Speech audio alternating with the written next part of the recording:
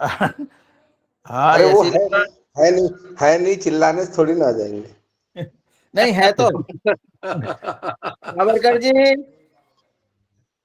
ये कुछ देखते थोड़ी है दादी उधर। ये आ गए जी। आप सभी को हरिओम। कल जिस बात पे हमने काम चालू किया, कल जो जिस बात पे हमारी चर्चा हुई थी, तो वो कल बहुत सारी बातें हमारी छूट गई थी। और बहुत सारी बातें छूटने के बाद में जब कान सिंह जी ने वो क्रॉस किया था कि अगर आपका यहाँ बायो नेचुरल के जरिए तैयार किया हुआ अनाज या जो कि आपकी जो प्रोडक्ट है, यानी कि अपने खेती में जो भी निकल रहा है, वो खाने से बीमार नहीं गिरेंगे, इस बात पे उन्होंने खास तरह से मुझे पूछा था। तो क्या है, उस बात को मैं क्लियर कर देता हूँ कि जिस हम क्या खा रहे हैं, सबसे बड़ी बात है कि हम क्या खा रहे हैं। जिस तरह से कान सिंह जी का नेचुरल फार्मिंग के ऊपर काम है, हम वैसे ही मेरा बायो नेचुरल और नेचुरल दोनों के इस पे काम है। हमारा मुख्य उद्देश्य क्या है कि किसी भी किसान को केमिकल इस्तेमाल करने की जरूरत नहीं पड़े, क्योंकि हमारे जमीन के अंदर जो भी हम केमिकल इस्तेमाल कर रहे हैं, उसका जो साइक्लिंग है, जो हम जमीन में इस्तेमाल कर रहे हैं, वो हमारे फसल में आ रहा है, फसल से वो अनाज में फल में आ रहा है, और वही हमारे शरीर में आ रहा है। हमारे शरीर में जो भी पेस्टिसाइड या कोई केमिकल आ रहा है, तो वो कुछ ना कुछ तो साइड इफेक्ट करेगा ही। शास्त्रीय साइंस के दृष्टिकोण से अगर देखा जाए, इसका प्रमाण है, चौहान सर ने आपको बताया होगा कि हमारा शरीर कितना पेस्टिसाइड ये सहन कर सकता है, कितना पेस्टिसाइड हमारा शरीर सहन कर सकता है, और हमारे शरीर में कितना जा रहा है। क्योंकि हमने जो भी पेस्टिसाइड इस्तेमाल किया है, वो हमा हमने अपने फसल को किस तरह से हमारा उत्पाद बढ़ जाए, ज्यादा उत्पाद लेने के लिए हमने वो पेस्टिसाइड या केमिकल इस्तेमाल किया था, लेकिन उसका साइड इफेक्ट हमारी जमीन पे भी हो रहा है, हमारे शरीर पे भी हो रहा है। देखा जाए तो हमारा शरीर डेली 0.01 मिलीग्राम ही पेस्टिसाइड का सहन कर सकता है। लेकिन आज साइंटिफिकली अगर देखा जाए तो हमारा शरीर 0.1 मिलीग्राम, यानी कि 0.001 मिलीग्राम और 0.1 मिलीग्राम बहुत ज्यादा है, तो उसका साइड इफेक्ट हमारे शरीर पे आएगा। और बायो नेचुरल फार्मिंग में हम हम तो यही चाहते हैं कि किसान को कम से कम इ- इस्तेमाल करने की जरूरत ही नहीं पड़े। पहले साल मामूली इस्तेमाल करना पड़ेगा, लेकिन दूसरे साल से जैसे जैसे उस फसल की, उस जमीन की ह्यूमिडिटी पावर बढ़ेगी, तो हमें तो वो केमिकल इस्तेमाल करने की जरूरत नहीं पड़ेगी। हम अगर योगा कर रहे हैं, तो इससे हमारी तो ह्यूमिडिटी पावर बढ़ रही है। हमारी जो ह्यूमिडिटी पावर बढ़ेगी, तो बाहरी जो बीमारियां हैं, उनका आक्रमण नहीं होगा। अगर कुछ प्रमाण में हो भी गया, तो हमारा शरीर खुद उसका रिएक्ट करेगा या उसको प्रतिरोध करेगा। उसी तरह से हमारे शरीर में ऊर्जा की आवश्यकता के लिए जो भी हम अनाज खाएंगे, वो अगर केमिकल मुक्त रहा, तो फिर तो हम तंदुरुस्त होंगे ही। तंदुरुस्त होने का मतलब यही है कि हमारी ह्यूमिनिटी पावर बढ़नी चाहिए। जो भी हम खाएंगे, उसको अगर अपने शरीर में उसका योग्य इस्तेमाल हुआ, योगाहार के जरिए, मुझे मालूम है कि योगाहार करने से इंसान तंदुरुस्त रहता है, कोई किसी तरह की व्याधि नहीं रहती। मैंने कुछ क्लासेस रामदेव बाबा जी के भी देखे हैं कि कैंसर जैसी बीमारी को भी आप वो प्रतिरोध कर सकते हैं योगासन के जरिए। तो जिस तरह से हम योगा करके अपने शरीर को सुदृढ़ करते हैं, उसी तरह शरीर के ऊर्जा के लिए 0 पेस्टिसाइड विदाउट केमिकल का अगर खाया तो अपना शरीर तो उससे भी बहुत बड़ा स्ट्रॉन्ग होगा। हमें सिर्फ लगन से काम करना चाहिए। और हम इसी बात पे कि जो भी किसान ये कर रहा है उसका बाकी लोगों को उसको मालूम हो रहा है, जैसे जैसे मालूम हो रहा है वो लोग उनके साथ में जुड़ेंगे। कल पवन भैया के साथ में जब बात हुई, हमने मैंने इसी बात पे मैंने गौर किया कि जो भी किसान कर रहा है उसको प्रमोट करो, उसको आगे करो कि आप कर रहे, अच्छा कर रहे, आप आगे चलिए। आप उनका जैसे कि पवन भैया ने सर्टिफिकेशन के बारे में उससे बात की, उन्होंने ऑनलाइन सर्टिफिकेट भी मेरा करवा दिया। उसी तरह हम बाकी किसानों का भी कर रहा है, उसके साथ में और किसान जुड़ेंगे, उपभोक्ता बढ़ेंगे तो बाकी लोगों का जो है उसका इनकम बढ़ेगा। हम तो बड़े बड़े कंपनियों के प्रोडक्ट लेके उनका इनकम बढ़ा रहे हैं। अपने किसान का इनकम बढ़ाने के लिए हम कुछ कर सकते हैं। अगर वो नेचुरल या बायो नेचुरल तरीके से उसका उत्पाद निकाल रहा है, उसकी फसल निकल रही है, उसको वो जो भी निकल रहा है, हमें मालूम है कि उसने केमिकल इस्तेमाल नहीं है कि तो अपने शरीर के लिए तो वो बहुत ही अच्छा है। और अपने शरीर के लिए जैसे अच्छा है वो सुदृढ़ हो रहा है वो खाने से, तो दूसरे लोग तो ऑटोमेटिकली जुड़ेंगे। हमारे यहाँ पे कल एक श्रीखंडे नामक किसान थे, आज उनके पास में काम है, तो उन्होंने उनके पास में तो हरी सब्जियां भी है, जो अपने हरी सब्जियां है, तरबूज है और बहुत सारे वो उनके फसल, वो जो भी फसल निकल रही है उनके यहाँ पे, वो खुद उनके खेत से जो उनके अमरावती शहर में उपभोक्ता है उनके तक वो पहुंचाने की भी उन्होंने व्यवस्था की है। क्योंकि क्या है कि अगर कहीं पे मिल रहा है तो लोग खुद ढूंढते हुए आते हैं। उनके पूरे अमरावती में कम से कम 8 या 9 लोग हैं और वो हफ्ते भर का जो वेजिटेबल है, नेचुरल वेजिटेबल है, वो खुद उनके पास से लेके जाते हैं। तो उनका इनकम बढ़ रहा है तो अच्छी बात है। कल पिछले साल आ, उस किसान ने हमारे अमरावती में खपली खपली गेहूं के इस पे बहुत ही बढ़िया काम किया था और वो गेहूं उन्होंने नांदेड़ में भेजा था। उसका रेट 8,000 रुपए पर क्विंटल निकला। तो जैसे जैसे किसान आगे बढ़ गया, उस किसान ने उनके गांव में 25 से 30 किसान जोड़े हैं। इसी तरह से हमें काम करना चाहिए। अगर कोई प्रश्न है तो आप बताइए, क्योंकि मुझे आज थोड़ा बाहर भी जाना है वर्धा जिले में, तो कोई प्रश्न होगा तो फिर बताइए।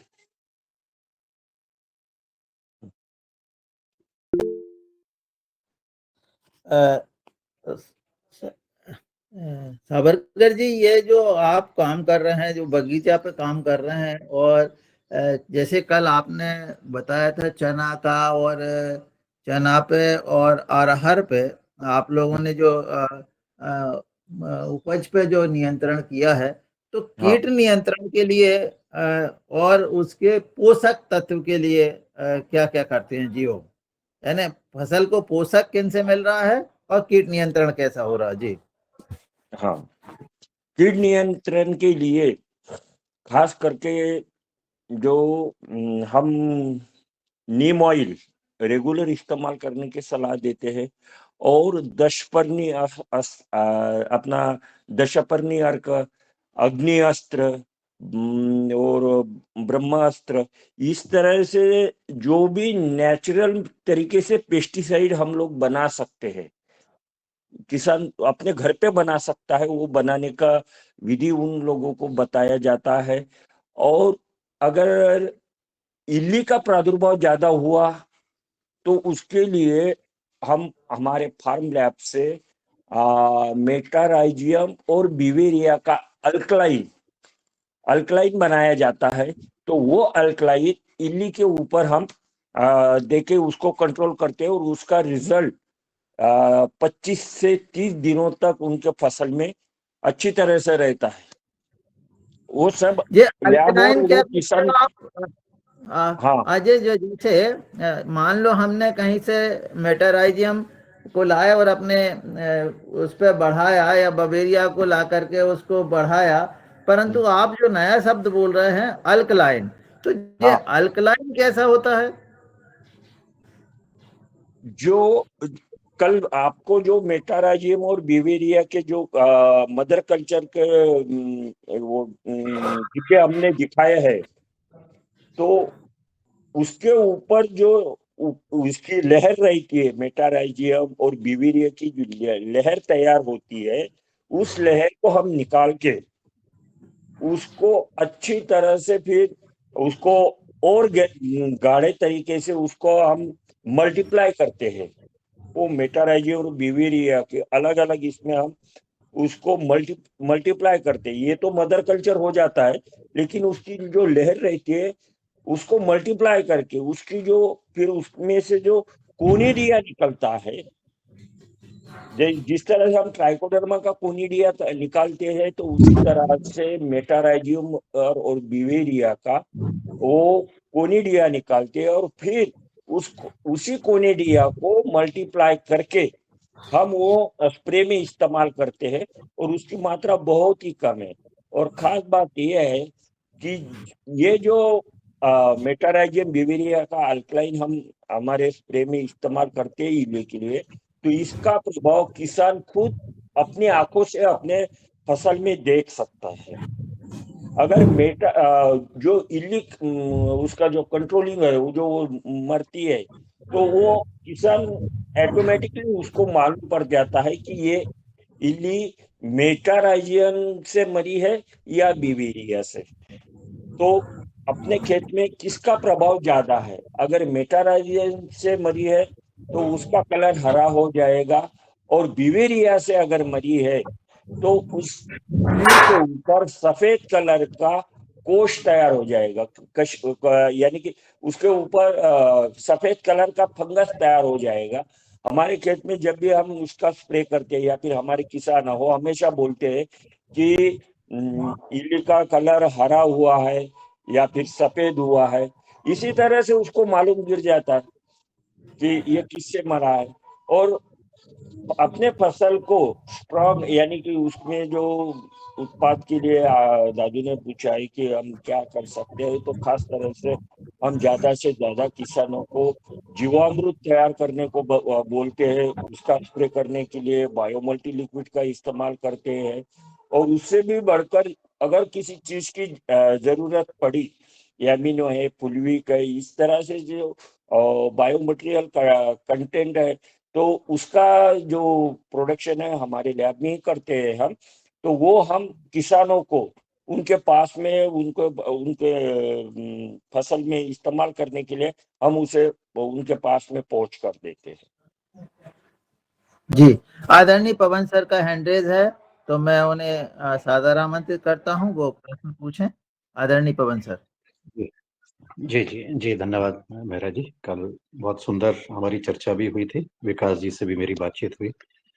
मेरा प्रश्न आपसे यह है कि जो अभी आप पेस्टिसाइड बिल्कुल यूज नहीं कर रहे हैं, वो आज से 3 साल पहले, 5 साल पहले आप प्रति एकड़ कितना पेस्टिसाइड इस्तेमाल कर रहे थे, कौन से पेस्टिसाइड इस्तेमाल कर रहे थे, और वर्तमान स्थिति क्या है? क्या उसकी मात्रा के बारे में आपने कोई गणना की है, कोई कैलकुलेशन किया है कि पहले इतना हो रहा था, अब मैं इतना कम हो गया है मेरा, या बिल्कुल नहीं हुआ है? और कितने तरह के पेस्टिसाइड का पहले उपयोग करते थे और अब की क्या स्थिति है? एक तो ये है। दूसरा, जो किसान फार्म लैब और उसके बारे में नहीं जानते हैं, हो सकता है आपके गांव में हो सकता है पड़ोस के गांव में है, पूर्ण केमिकल खेती इस्तेमाल कर रहे हैं, तो प्रति एकड़ वो कितना पेस्टिसाइड की मात्रा का इस्तेमाल कर रहे होंगे, और कितने तरह के पेस्टिसाइड वो लगा रहे होंगे? इस बारे में अगर आपकी कोई अध्ययन हुआ है, कोई कैलकुलेशन हुआ है, या आपने इसको नोट किया है, तो उसके बारे में बताने का कृपा करें। ठीक है। जी अवश्य। देखिए पिछले 8 साल से मैं तो कोई पेस्टिसाइड या अपना केमिकल का कोई भी इस्तेमाल नहीं कर रहा। मेरा 8 साल पहले का जो हमने इस्तेमाल किया था, तो उसका कैलकुलेशन आज भी पूरा हम उसको नोट करके रखते हैं। तो हम पर एकड़ यानी कि अगर 1 एकड़ में अपनी चने की फसल हुई, तुअर की फसल हुई, जो हम खाते हैं, सोयाबीन की फसल हुई, तो इसमें कम से कम अगर 3 या 4 स्प्रे हो गए, तो एक स्प्रे में गैस पॉइजन, सबसे घातक गैस पॉइजन है। हम आज भी हमारे एरिया में किसान उसको इस्तेमाल कर रहे हैं। पर एकड़ में एक स्प्रे को 250 मिली, 250 मिली केमिकल यूज करते हैं। अगर 3 स्प्रे की गणना की जाए, तो वो हो जाएगा 750 मिली 1 एकड़ में। उसके साथ में इली के लिए इनेमेक्टिन इस्तेमाल करते हैं। वो एक स्प्रे में, जहाँ पे जो कंपनियां रिकमेंडेड करते हैं कि इसका 2 मिली का डोज लीजिए, या 3 मिली का डोज लीजिए, 1 मिली का डोज लीजिए। किसान क्या कर रहा है कि जब कंपनी रिकमेंडेड करती है, तो उससे ज्यादा ही वो इस्तेमाल करता है। उसको फास्ट रिजल्ट चाहिए, उसका साइड इफेक्ट नहीं देखता वो क्या हो रहा है। तो आज भी हमारे यहाँ पे किसान पर एकड़ आधा लीटर से लेकर 500 मिली से लेके 750 मिली तक उनके फसल में आज भी गैस पॉइजन का इस्तेमाल कर रहे हैं। इनेमेक्टिन 1 एकड़ में पूरे फसल के लिए, यानी कि सोयाबीन, चना, तुअर, इस फसल में 150 से 200 ग्राम 4 स्प्रे में वो 3 से 4 स्प्रे में वो इस्तेमाल कर रहा है। और हम लोग जो है, हमारे फसल में, मेरे खुद के फसल में, हम कभी भी जो गैस पॉइजन है या फिर इनेमेक्टिन है, इसका इस्तेमाल नहीं करते। क्योंकि पिछले 8 साल से जो भी इसका यानी कि जो कीड का जो डेवलपमेंट के लिए जो वातावरण होना चाहिए, या फिर उसके लिए जो भी अच्छे तरह से उसको पोषक तत्व होने चाहिए, वो ही हम तैयार नहीं होने देते। बायो नेचुरल फार्मिंग में सबसे बड़ी बात यह है कि हमने अगर प्रिवेंटिव वर्किंग किया, यानी कि अभी किस कीट का प्रादुर्भाव होने वाला है, सबसे बड़ा जो पेस्टिसाइड है बायो नेचुरल में, अपने जो नीम है, नीम ऑयल है, नीम के पत्तों का अर्क है, निम्बोली का जो अर्क है, इसको या फिर 10 अर्क है, इसको अगर हम रेगुलर अगर इस्तेमाल करेंगे, इसका खर्चा तो बहुत कम आता है। नीम ऑयल लिया तो इसका ही खर्चा आएगा। लेकिन निम्बोली अर्क है या फिर 10 अर्क है, इसका तो कोई खर्चा नहीं है, जीरो जीरो बजट में आता है। वो अगर रेगुलर इस्तेमाल किया, यानी कि 15 से 20 दिन के अंदर अपने रेगुलर स्प्रे किए, तो वो कीड़ या फिर फंगस का उसके ऊपर कोई अटैक नहीं होगा। और फंगस के लिए तो ट्राइकोडर्मा बना ही जाता है। और खास तरह से जो भी फार्म लैब में जो ट्राइकोडर्मा का डेवलपमेंट किया जाए, जो बनाया जाता है, वो वेरिडी में होता है। और उसको भी अगर आप रेगुलर स्प्रे करेंगे, तो वो फंगीसाइड प्लस पेस्टिसाइड का भी काम करता है। और जो भी किसान अभी हमारे यहाँ पे काम यानी कि इस्तेमाल कर रहे हैं, उनका खर्चा बहुत हो रहा है। मेरा जो पहले 1 एकड़ का जो खर्चा आता था, वो कम से कम 3,500-4,000 रुपए तक 3 स्प्रे का हो जाता था। और आज मेरा 3 या 4 स्प्रे का खर्चा वो 1,300-1,400 रुपए में वो हो रहा है।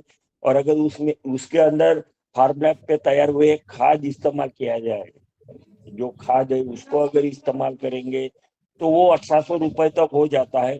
वही बाकी किसानों का जो खाद वगैरह जो डालते हैं, वो 6-7 हजार रुपए तक उनका आराम से हो जाता है। यही अगर देखा जाए, संतरा के फसल में एक सीजन का खर्चा 50,000 रुपए से लेकर 2 लाख रुपए तक उसका खर्चा होता है।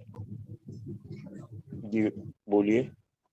जी जी जी, धन्यवाद बहुत सारे एड्रेस विकास है। जी। हाँ, हमारे सभी योगाहर के जो साथी हैं, हाँ क्योंकि मुझे लगता है कि आपका डॉक्टर संतोष चौहान के साथ बहुत करीबी आपकी वार्ता रही होगी, ये प्रशिक्षण आपने लिया होगा। तो जो आपने डेटा बनाया है, हाँ वही डेटा के ऊपर इसी मंच पर डॉक्टर चौहान ने भी कई बार हमारे सदस्यों से बातचीत की है और अनुरोध भी किया है कि वो भी इसी प्रकार से अपने डेटा को संभालें, उसको नापें और देखें, क्योंकि ऐसा लग रहा है कि जैसा आपने बताया कि और किसान 6-7 हज़ार रुपये प्रति एकड़ खर्च कर रहा है, लेकिन आपका खर्चा करीब 1,000 रुपये के आसपास हो रहा है। तो मतलब कितना 80% तो वैसे ही इसमें कम हो गया है खर्चे के उसमें। जहाँ तक कि उसकी मात्रा है किलोग्राम में, तो 1 एकड़ में लगभग 1 किलो से ज़्यादा ही एक औसतन किसान इस्तेमाल कर रहा है और आप बिल्कुल भी नहीं कर रहे हैं। लेकिन कुछ किसान ऐसे भी होंगे शायद जो कि थोड़ी बहुत मात्रा का इस्तेमाल करते हैं। तो उस विषय पर आपका क्या कहना है? मतलब उनको अभी पूरा कॉन्फिडेंस नहीं आया है या उनको लगता है कि नहीं अभी, आपका क्या विचार होगा इस बार? देखिए, किसानों की मानसिकता क्या है, क्योंकि पहले अगर देखा जाए तो 60 साल पहले तो कोई किसान इतना ज्यादा पेस्टिसाइड, पर 60 साल पहले तो पेस्टिसाइड का नाम ही नहीं था। हमने जो भी पेस्टिसाइड इस्तेमाल करना चालू किया है कि हमारा उत्पाद बढ़े, हमारी फसल अच्छी रहे, तो उत्पाद बढ़ाने के लिए जो रिकमेंडेड किया था वो पहले तो ये 2-4 साल तो किसानों ने जितना रिकमेंडेड किया उतना ही इस्तेमाल किया, फिर वो बढ़ता गया। उनकी मानसिकता किधर गई कि जितना ज्यादा इस्तेमाल करेंगे उतना ज्यादा उसका ग्रोथ होगा। जहाँ पे पहले 50 किलो रासायनिक खाद या फिर अपना 100 मिली पेस्टिसाइड से उसका काम होता था, आज वो बढ़ गया है। और खास बात यह है कि ज्यादा इस्तेमाल करने से जो उसकी कीड़ है, उसकी अपने फसल में आने वाली, तो उसकी रेसिडेंसी बढ़ गई है, उसके ऊपर उसका प्रभाव नहीं हो रहा। और जो किसान फार्म लैब के साथ मैं जुड़ा है तो मैं जी उनके सदन जहन को में यही हो जाता है। जी जी। आज हमारे मुखवक्ता जी अब आ गए हैं, तो मैं सावरकर जी के 2 प्रश्न 2 लोगों के हैंड रेज थे, तो उनसे माफी चाहते हुए हमारे मुखवक्ता जी उपस्थित हुए, तो उनको सादर आमंत्रित करते हैं वो आए और अपनी बात मैं कहें। आदरणीय कान सिंह जी, दादू आपका बहुत बहुत स्वागत है। जी हो। दादू जी हो। मेटाराइजिम और बवेरिया में क्या अंतर बताया, जो मर जाती इल्ली? वो एक एक का हरा रंग होता है, एक का सफेद रंग। जो फफूंद होती है, जो आपने स्वयं ने महसूस किया, वो है, वो बताया है। जी तो जी मेटाराइजिम में आदरणीय। हरी होती है। हाँ हाँ हाँ, मेटाराइजन की हरी होती है। ठीक है। जी जी दादू, दादू मैं ये पूछना चाहता हूँ, कान सिंह जी भी आज जुड़ गए हैं इसमें, तो जी मैं जी उनसे भी पूछना चाहता हूँ। उनका मैंने कल वीडियो देखा था, मैंने 2 वीडियो देखे उनके। तो ये भूमि सुधार के लिए जमीन में क्या कौन सा खाद डालते हैं, कौन सा प्रोम डालते हैं? इनकी फसल बहुत अच्छी थी, कल मैंने देखी उनकी फसल बहुत अच्छी थी वो फसल। तो ये जी कौन सा खाद का प्रयोग करते हैं जमीन में, और जी उनकी उपज प्रति एकड़ उनकी उपज कितनी आ रही है? हर जी फसल की अभी उपज अभी कितनी, 1 एकड़ में कितनी आती है? ये कान सिंह जी जी से प्रश्न है मेरा। जी जी मैं आदरणीय। पहले तो सदन जी से हाथ जोड़ के माफी मांगना चाहता हूं मेरी दुष्टता के लिए, कि वो हम रात को, मैं और अवाना साहब दोनों सफर में थे, तो हमारा फोन कहीं ऐसे जगह ठहरे कि वो साइलेंट करना पड़ा और सुबह मैं भूल गया। तो मैं समय पे जो है वो ध्यान नहीं दे पाया, इसके लिए मैं पूरे सदन से हाथ जोड़ के माफी मांगता हूं। और रही बात दूसरी, मैं कुछ विषय आप लोगों के सामने, आप विद्वान लोग हैं और देश के जिंदा और जागते लोग हैं। जिंदा और जागने का अर्थ ये नहीं होता कि जो चलते फिरते रहते हैं, सांस लेते हैं और कुछ खाते पीते रहते हैं, ये जिंदा लोग नहीं होते। जिंदा होने के लिए समय समय पे आपको प्रमाण पत्र देना पड़ेगा। जैसे बैंक में कोई पेंशनधारी पेंशन लेने जाता है, तो एक समय सीमा के बाद में उसको कहना पड़ता है कि मैं जो जिंदा हूं, तो बैंक वाला कहता है कि पेंशन लेने से पहले तेरा प्रमाण पत्र दे कि तू जिंदा है। वैसे ही प्रमाण पत्र देने वाले लोग जिंदा समाज में लोग होते हैं, और आप सब जिंदा लोग हैं, इसलिए मैं आपको साधुवाद देना चाहता हूं। दूसरा, मैं एक निवेदन करना चाहता हूं, आज भी ये देश क्यों अटक और भटक रहा है, इस समय सीमा में समझ में ही नहीं आ रहा है। अब आप कल्पना करें कि आदमी जो शुद्ध से शुद्ध खा रहा है एकदम, अभी कल भी मैं यहाँ न्यूज के पास जावत जगह, मैं और अवाना साहब दोनों वहीं पे थे, सुभाष पालेकर की वहाँ एक सभा चल रही थी। सुभाष पालेकर मेरे बहुत क्लोज रहे हैं, मेरे रुके हैं, और मैंने राजस्थान में उनके बहुत सारे प्रोग्राम भी कराए, और उनको मैंने देखा। सर आपकी आवाज कुछ लोग कट मेरे रही है। संपर्क और संवाद में, और मेरे फार्म पे मेरे संपर्क और संवाद में आवाज आ रही है?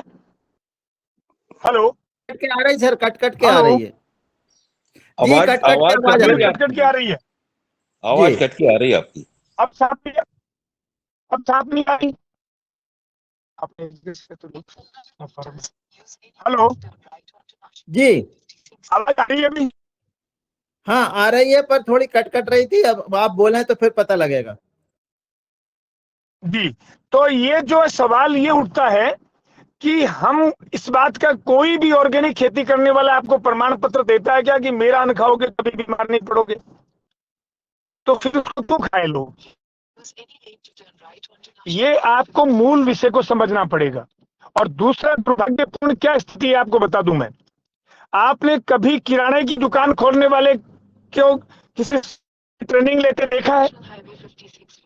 नाई कटिंग करने वाले व्यक्ति को कभी आपने करके कटिंग करते आवाज दुनिया कट का रही ऐसा है सर, आवाज कट रही है, कट रही आवाज। तो आवाज फिर कट रही आप, मैं अभी क्या है कि एक्चुअल में सफर में हूं, तो या तो इस विषय जी को जी फिर कल जी विस्तार से रखा जाए, जी जी सर जी क्योंकि मुझे ये बहुत सही, पूरे लोगों जी को जी जोड़ो वही और उचित रहेगा इसको शायद। सही ढंग से मैं समझाना चाहता हूँ, ये बहुत मूल विषय है। जी। तो किसान आपका इतना भटक स्वागत गया है है सर दुनिया कल। में, किसानी नहीं रहेगी, खेती नहीं रहेगी, न जैविक रहेगी न जी रसायन रहेगी, दोनों ही किसान नहीं कर पाता है। और दुनिया में जिसको कहीं कोई काम नहीं मिला, वो आलसी आदमी को किसान बन बैठा है।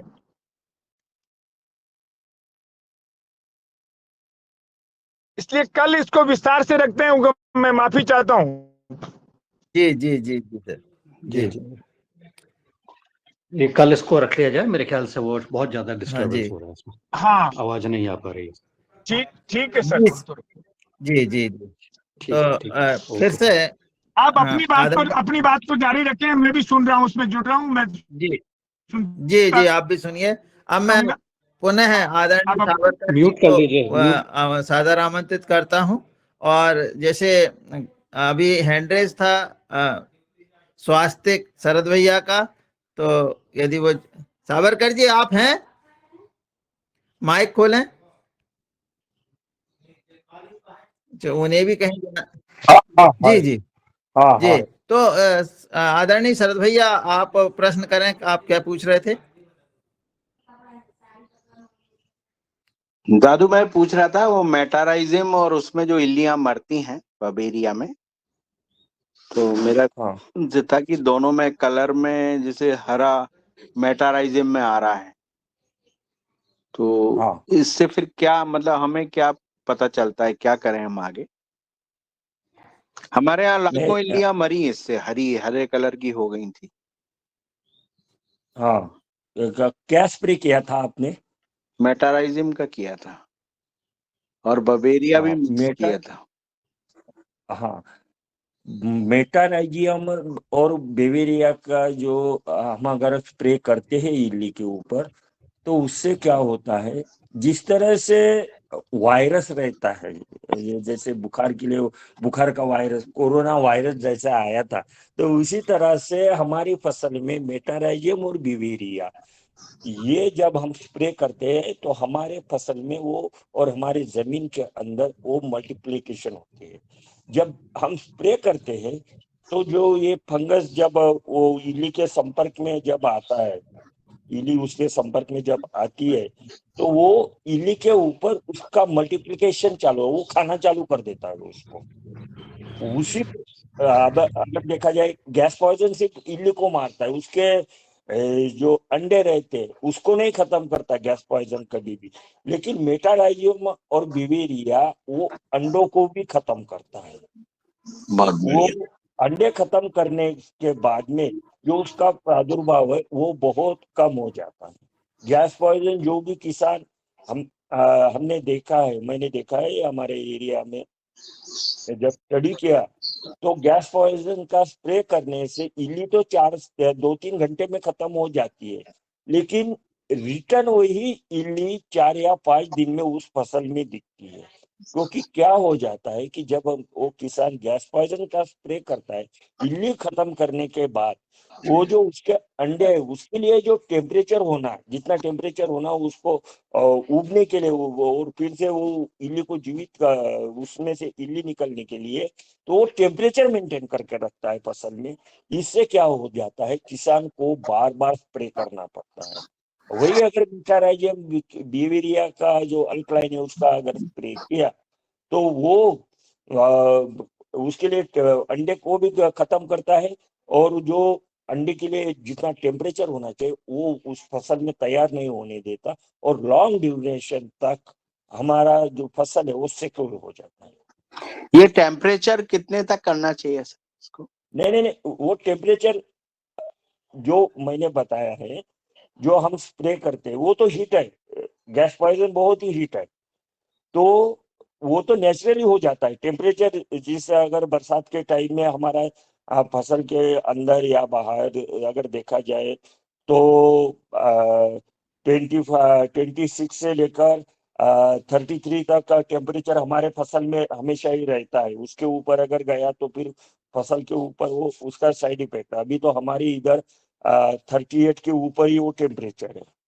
और खास बात यह है कि जो हमारा ट्राइकोडर्मा है जो फार्म लैब में तैयार किया जाता है और किसानों को बताया जाता है कि वो किस तरह से उनको यहाँ पे वो तैयार कर सकते हैं, तो वो 33 से लेकर 34 तक वो अपने फसल में इस्तेमाल कर सकते, वो वर्किंग करता है।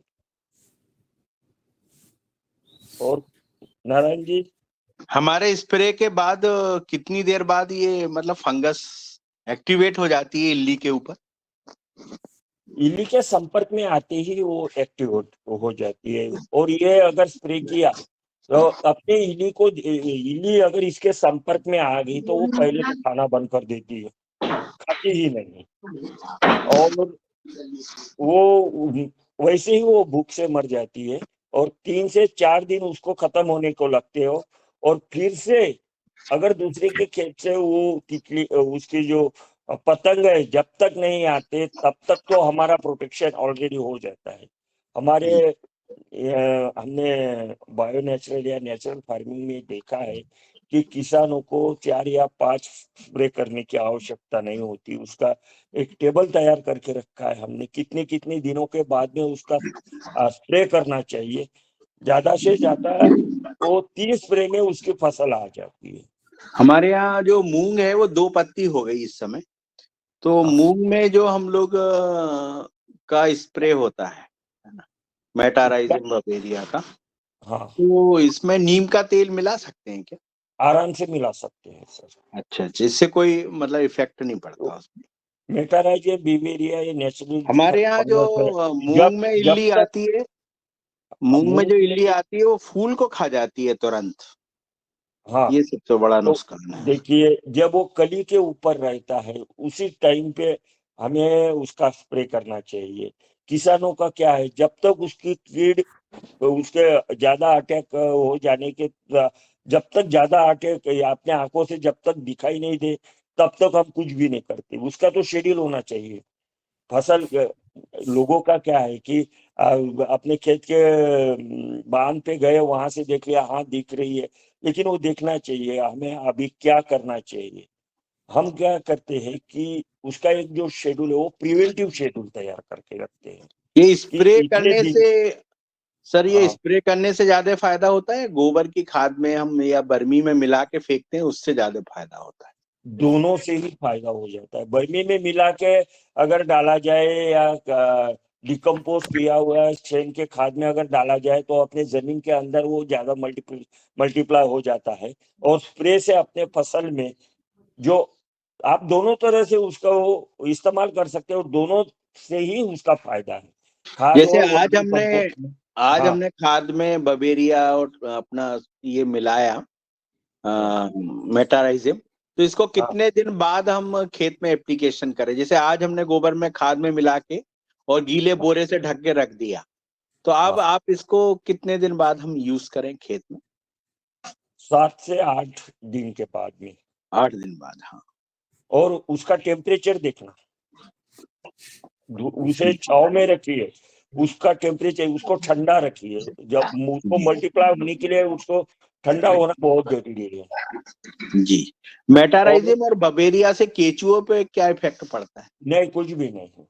जी जी जी। हमारे यहाँ पे तो कुछ भी नहीं है, जो हम तैयार करते हैं उससे तो कुछ भी नहीं है। बहुत ही बढ़िया उसका रिजल्ट आ रहा है सर। जी बहुत अच्छा।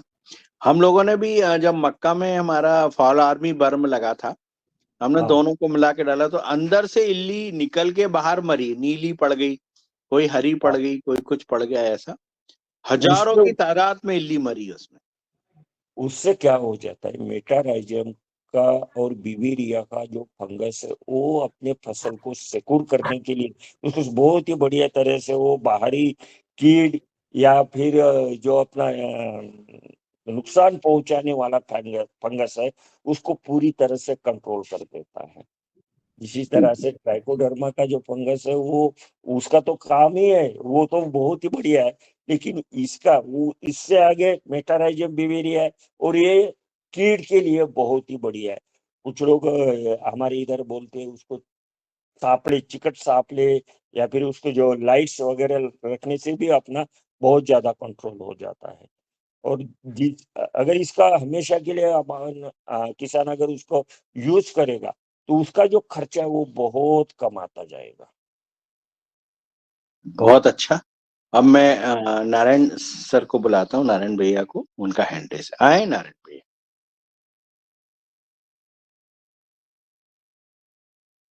मीना जी उपस्थित हैं या नहीं है? चलिए, उनने जो प्रश्न था उनका वो तो हो गया था। तो अब मैं अब पुनः निवेदन करूंगा कि यदि किसी किसान भाई, किसी भी भाई का प्रश्न हो तो वो हैंड रेस करेंगे तो हम उन्हें बुलाएंगे। तो चलिए दादू, मैं ही क्वेश्चन कर लूं। जी जी, स्वागत। तो सर, हमारा एक जो मेटाराइजिम हो गया, बबेरिया हो गया, इसमें अगर हम सूडोमोनास मिला देते हैं तो इन पे कोई इफेक्ट तो नहीं आता सर?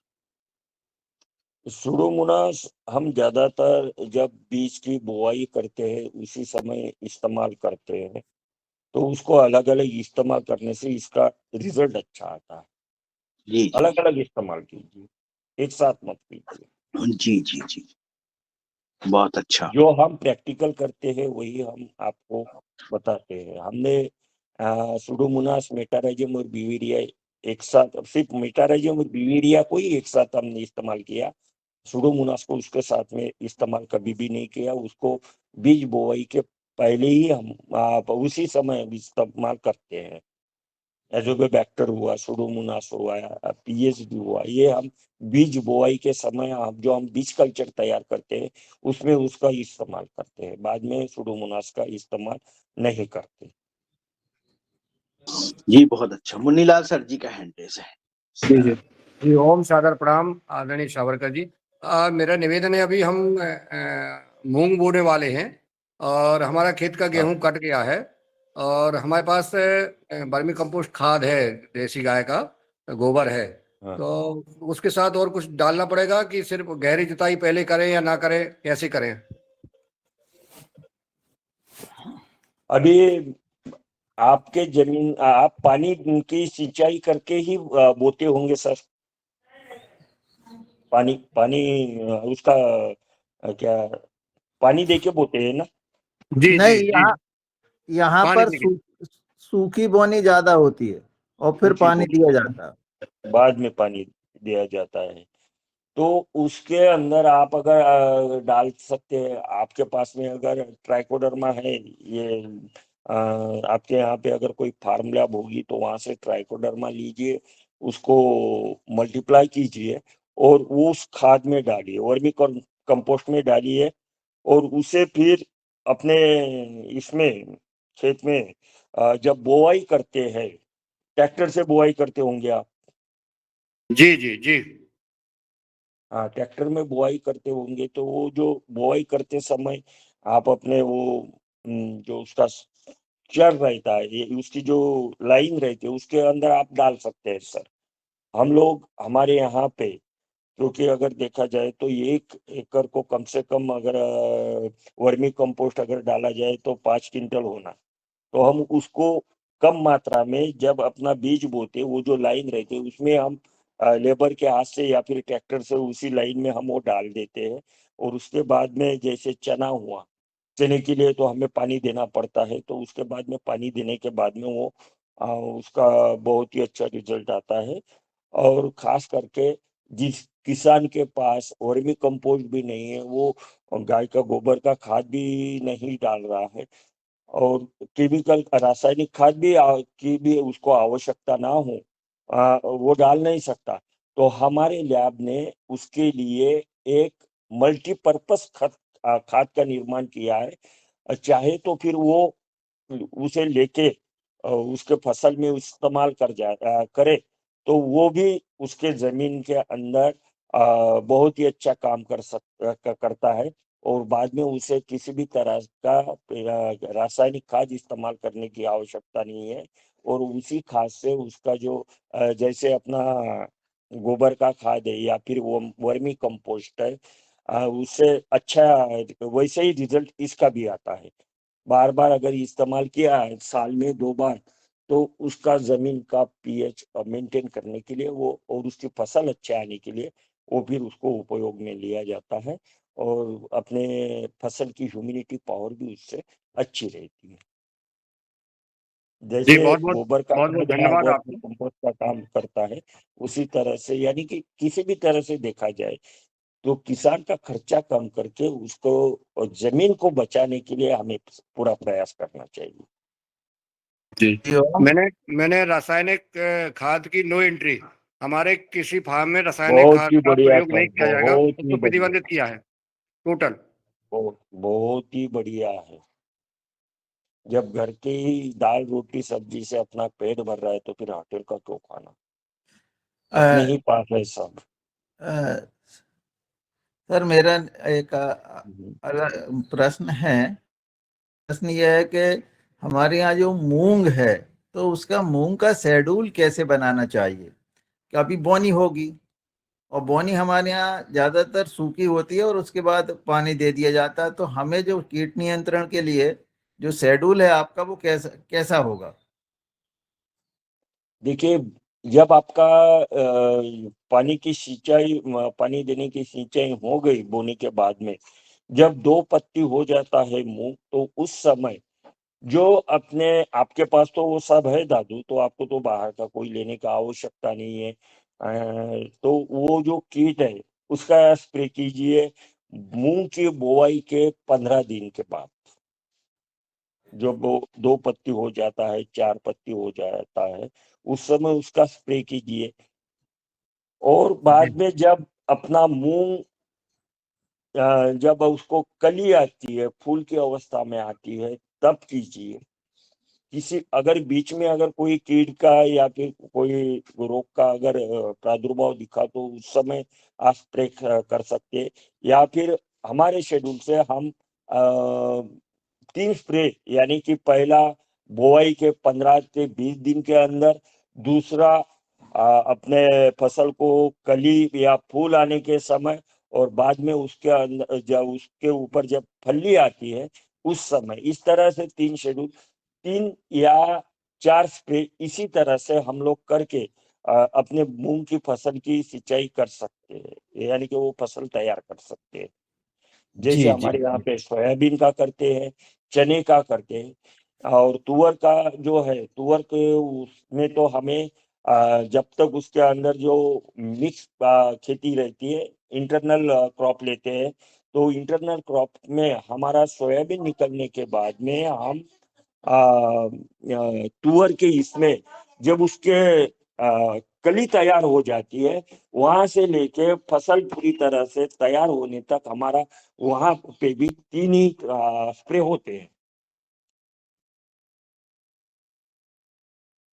और हमारे डॉक्टर किशोर दुबे जी बार बार जो एक प्रश्न करते हैं कि भाई आपने जो काम किया है तो कितने किसानों तक आपकी बातें फैली है, तो उस संबंध में आपके क्या अनुभव है? जैसे कल आपने दो तीन किसान हमारे साथ जोड़े थे, तो ऐसे आप कितने किसानों के पास तक पहुंचे हैं? जी हो।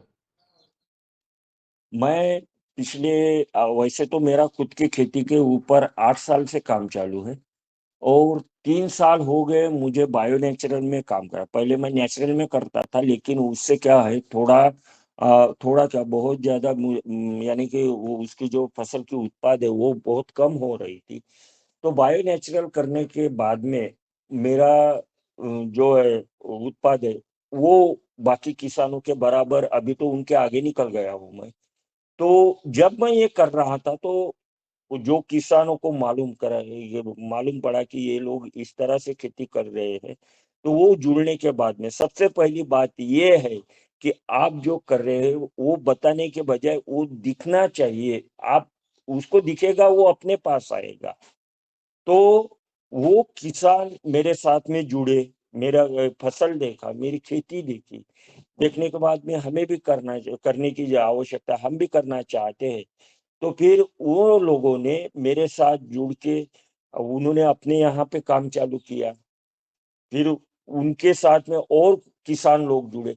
ये क्या है, देखते हुए वो हमारे साथ जुड़े, हमने नहीं बोला उनको। और सबसे बड़ी बात है कि आप जो कर रहे हैं उसमें कॉन्फिडेंस होना चाहिए।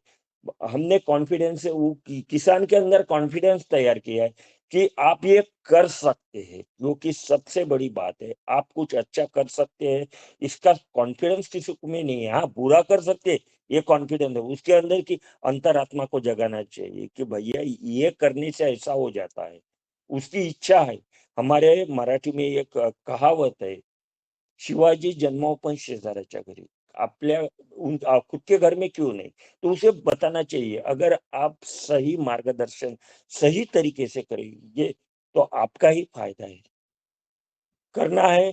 और हमारे साथ में तो कुछ किसान ऐसे जुड़े हैं कि सर हमें तो करना है, लेकिन अगले साल के वो अगले साल नहीं आ रहा है और उससे कोई अपेक्षा भी मत कीजिए वो आएगा करके। जब उसका ज्यादा लॉस होगा तब वो यहाँ पे रिटर्न आता है। आज कम से कम मेरे पास में 600 के ऊपर किसान हैं और पूरे महाराष्ट्र में बहुत सारे जिले में कम से कम 15-16 जिले में मेरा काम चालू है।